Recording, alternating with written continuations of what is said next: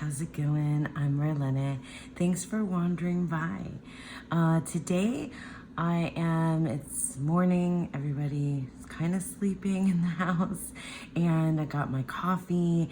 It's a beautiful day, and I wanted to do a tag, a thankful tarot that I believe was started by, oh my gosh, I saw the 3 fat readers, so Lisa, Dani, and Dustin did Thankful Tarot. I'm not sure if they originated it or not, if it was someone else, but I will find out, and I will put the original plus the 3 fat readers, and if they're the original, in the description box below. So there are 6 prompts, and yeah, I think it's really cool. It's a little bit of a retrospective, taking a look back at this year of 2023. So without further ado, let's go ahead and get into it. So the first prompt says, a deck that taught you a valuable lesson this year. And the deck that I chose for that is the New Palladini Tarot. The New Palladini Tarot, I don't know if you noticed or have watched my channel at all, you may know that this is one of my favorite decks. But I chose it, here I'll show you the backs. I mean, I did an entire series on this particular deck, and that's why I chose it, because this deck taught me a valuable lesson. This deck taught me how to appreciate an RWS clone, and I mean, I know that there's debate on what that means in particular. Sorry, I just gotta stop on this death card. I love it. It might be one of my favorite death cards ever. But what I was saying is that there might be debate on what an RWS clone is. Usually it's, it's a deck that is not just inspired by the Waite-Smith, but it has, the imagery is just really in the same vein, in the same style, very, very closely matches, right? The composition of what you would find in Pamela Coleman Smith, the Waite-Smith, tarot. So this one had me definitely appreciating a Waite-Smith clone. I love it. I love the differences between it and Waite-Smith. I love the similarities between it and Waite-Smith. I love a different color palette, but it just kind of scratches the itch for that type of deck. That's when you want a Waite-Smith deck, but you don't want Pamela Coleman Smith's deck. I feel like that happens to me every now and then, and I've realized it and learned that valuable lesson that sometimes you just want this type of deck, because for me it's a good compare and contrast. It's a good way to remember, revisit symbology, but it's also, these are usually really easy readers, right? So if it's a Waite-Smith clone, it's usually a really easy reader for me. Yeah, so this taught me, the value of a clone, of a clone deck. And I mean, not to say that this artwork doesn't stand out in its own right. I really love this artist, and I have the other deck as well. But yeah, that's what I learned from the New Palladini Tarot. So the next prompt is a deck that you are thankful someone gifted you this year. And actually this bag was gifted to me as well. I bought a Peggy bag, and then Lisa and Peggy, because they're amazing, sent me some extra bags, which is really nice. So I recently moved this deck into its home. And so this is the deck that I'm most thankful that I was gifted this year, and that is the Tarot of the Crone. Here's the guidebook, the Tarot of the Crone. Now, I was gifted this deck by a lovely, lovely person and friend when they saw me on Don Michelle's channel when we did the 21 tarot questions, and this was my deck that got away. And they had an extra copy, and they reached out to me and asked me if I wanted it, and I was like, yes, please. And they kindly sent it to me. I tried to pay them, but they wouldn't accept it because they're just super lovely, generous. Super lovely and generous. Oh, here's the title card that I apparently have shuffled in in the Tarot of the Crone. This deck is so special. So like, you know, truth be told, I really haven't worked with this deck a lot. It has a very specific purpose. This is one of the decks that I use in combination with my goddess work, specifically with Santa Muerte, with La Santa.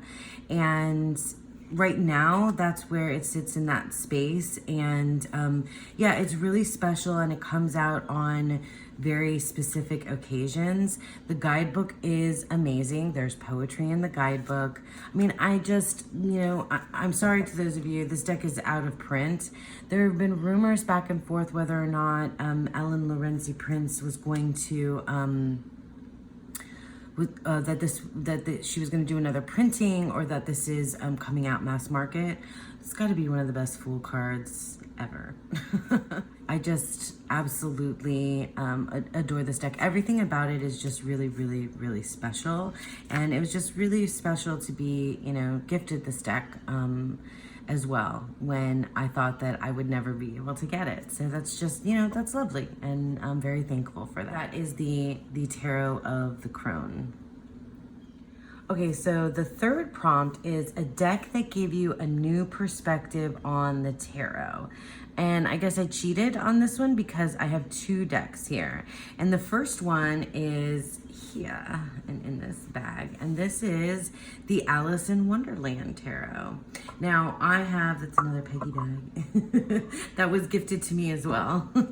I've edged this in a gold. Well, I mean, it looks gold, but it was like a mustard yellow kind of color. Anyway, what new perspective did Alice in Wonderland Tarot give me? It taught me how to read pips. This deck taught me how to read with not with pips that are not scenic. These are just straight up pips. Now, you can look into the name of the suit. There is something to do with the, and of course none of the pips are showing up now. There is something about the arrangement of the pips that you could maybe work with, but this deck made me reach out to numerology. And it's funny because I didn't use the guidebook that comes with this deck for this deck. I used the Margaret Peterson Tarot Guidebook, and specifically the page or two that she talks about the numbers. And I rewrote it in my journal while I was working with this deck. And I really zeroed in on the numerology and kind of, you know, felt more comfortable with numerology and like my interpretation of numerology, because there's more than one way, you know, that you can look at the numbers. But yeah, this deck gave me that perspective. It gave me the perspective of numerology and reading pretty comfortably with a pip deck. So that was really exciting. Also, I just, you know, this is my Alice deck. I don't know that any other one besides the one that's like most closely tied to the Disney. You know, this is the Disney one, the Disney Alice in Wonderland Tarot. That's it. Yeah, even though it's a pip deck, I really appreciated the new perspective that it taught me. So yeah, Alice in Wonderland Tarot. And then I also have here for a deck that gave me a new perspective on the tarot is this one, the Deck of the Odd. So I wasn't into collage decks at the beginning of my tarot kind of journey. And I remember thinking that I didn't think that I was going to get into collage decks. And then, you know, I did. I definitely did. I have a good number of collage decks. But the thing about collage decks, and this one in particular, is that it pushes the boundaries of the tarot sometimes really far. And it's usually very like filled with imagery, like this one, the Voyager Tarot. But this one is just super oddball. Like, I freaking love this 10 of Cups. Like, oh my goodness. The creator is just so funky and cool, and I follow them on Instagram, and I'll leave their information down below. But like, it's just bizarre and out there, and I love that about it. Like, that's the perspective. I think that a lot of collage decks, not all, but like often, that's what I feel in a collage deck, is like very just, it's an opportunity to really like kind of go just into really odd, strange, odd, yeah, deck of the odd, strange places. I mean, this is the, you know, the Starship Enterprise. Like, hello, Starship Enterprise in a tarot deck. Yes, please. And then some. You know, headless people. Like, we've got just so many weird but beautiful things going on. There's a dinosaur in the back of this truck. This is one of my favorite cards. It's just like, who, like, why, you know, come on, like, let's do this. Let's do this Six of Swords this way, you know?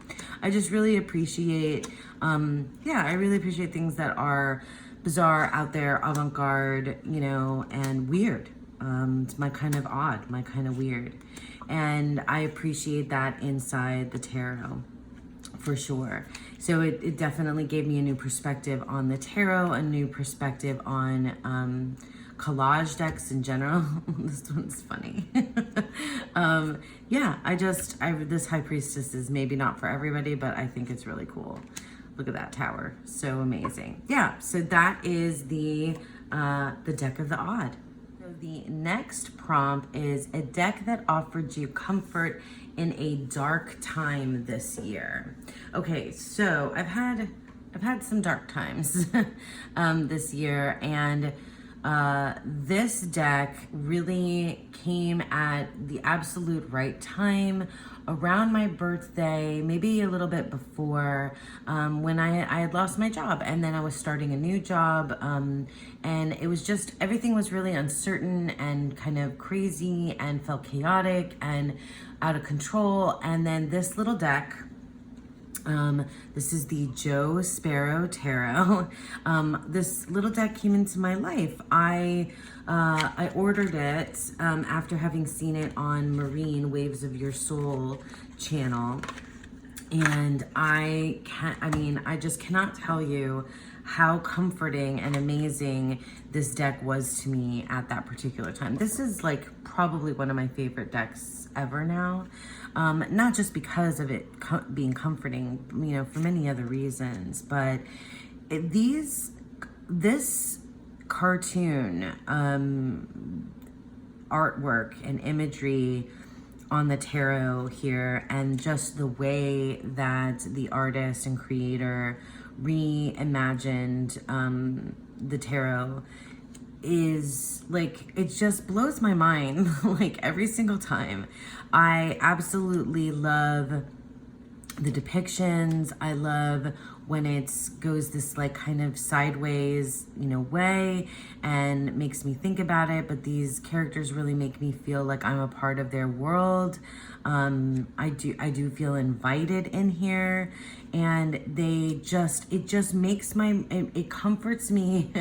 It comforts me in that it makes my brain like move and work in a way that makes me feel better.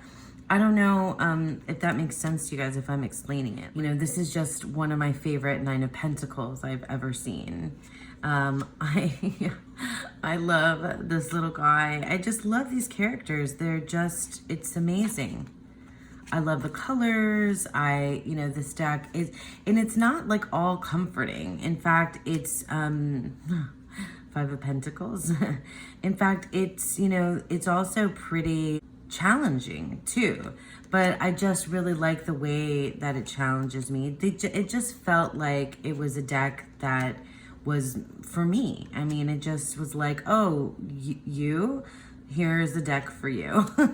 Oh, I feel seen and known and understood, and it also makes me feel nostalgic. I just really love the Joe Sparrow Tarot, and it was the deck that I kept going back to more and more in a, in a dark time, during a dark time, and got me through. So that is, that's the Joe Sparrow Tarot. Okay, so here's another Peggy bag. This is large because I have 2 decks in here and they're 2 guidebooks. So this is a deck that you're thankful you took a chance on this year. And so there are 2 decks, and it's really, yes, about the decks, but also about the practice. So this year, if you've been watching my channel, you might have seen that I've begun working with Mary Magdalene. And these decks have been a big part of my practice. And I've just, absolutely fallen in love with the combination, and it's just been an amazing practice, a wonderful thing, and I'm just so thankful that this happened. So first is the Mystique of Magdalene Oracle. So these are the backs. I want to get the other oracles that this artist has done, this creator has, because they're just so like beautiful and weird. That's what I like, beautiful and weird. And this deck, so I got this first, and I was using it for daily, nightly kind of draws, and in kind of building and learning my relationship with Mary Magdalene. And then I was gifted, it was on my wish list, and then my friend, Dawn Michelle, gifted me this tarot deck, which is the Goddess of Love Tarot by Gabby Herstick. And I forget the name of the artist, oh my goodness, but I'll have it all in the description box down below. This is a mass market deck that kind of like exploded and in the past couple months, and that I've seen, everywhere. And it's collage, there's a lot to do with the divine feminine and sexuality and sensuality. And I mean, obviously it's the goddess of love, so we're talking about Aphrodite, Venus, but like for me, that opens up a lot of, and there's all different kinds of goddesses from different pantheons and cultures and ideas too in the majors. Anyway, the deck, I'd have to do like a separate video just talking about this deck in general. But in combination and with working with Mary Magdalene, it's been just phenomenal, and I took a chance.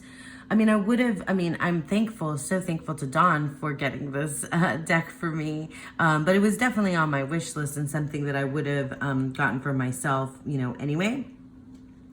So I just, and the 2 in combination, I have to show. So it's just amazing. Well, let me do this because we'll do it nice.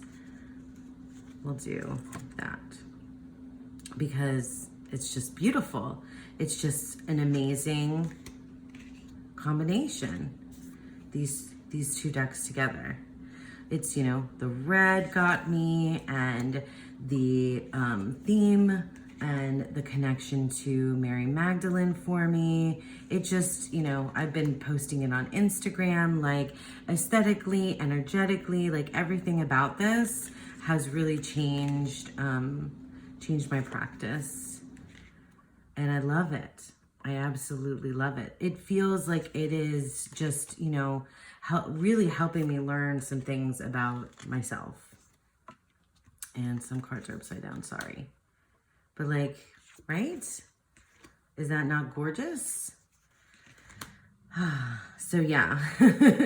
So these are the decks that I'm thankful that I took a chance on this year. These decks have been such a good tool for connection in that particular practice. So I'm really thankful for the Mystique of Magdalene Oracle and the Goddess of Love Tarot. Alrighty, so the last prompt on the list is a deck that has become a workhorse this year. So I thought about this for a little bit because workhorse, that imply, like for me, that it's like connected to decks that you use to read for other people. I don't know. I mean, I guess it doesn't have to be, but that's just like the way that it felt like, because Dani and Dustin and Lisa all read professionally for others, and I don't. I do read readings for other people, but usually it's just friends and family. So a deck that has become a workhorse. So like I also don't tend to use the same deck, you know, over and over again. I really don't. Like I have decks that are that I really love and that I have used a lot, but I don't I guess I just didn't have that in the sense of a workhorse for readings. And then I was like, well, why does it have to be a, you know, a deck that is necessarily a reading deck?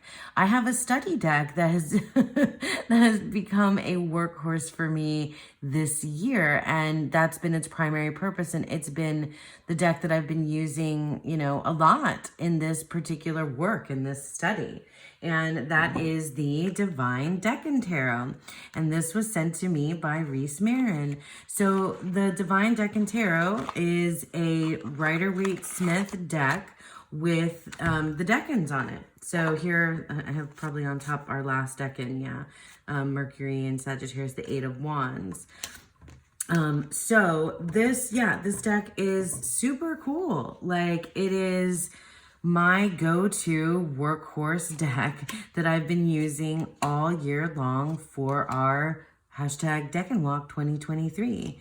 And I'm so thankful that she sent it to me because it has been just great. Like it's just been so perfect because it has all of the information that I need on here to share with you to, you know, to connect tarot and astrology, and then some. You know, I haven't even gotten into the court cards. So I've only been looking at the majors and the minors, 2 through 10. So like here's the Knight of Pentacles. I haven't even really paid attention to this, right? So like it has the house that it's one of the zodiac houses it's connected to. It has the saying for Virgo, I analyze. These are the decans, like it has the dates. So that's really cool. And the aces too, right? So there's the aces and the court cards I haven't gotten into yet. So yeah, the aces span longer periods of time, and so do the courts. This also gives it a season, right? Yeah, winter. I do associate the swords with winter thoughts and information. So super cool. I can't express enough how thankful and grateful I am to have this deck with all of this information directly on the cards. For those of you that are really wanting to deep dive into the decans and have an easy way to just, you know, see all of this information at a glance on a card, this is your deck, right? This is the deck to get.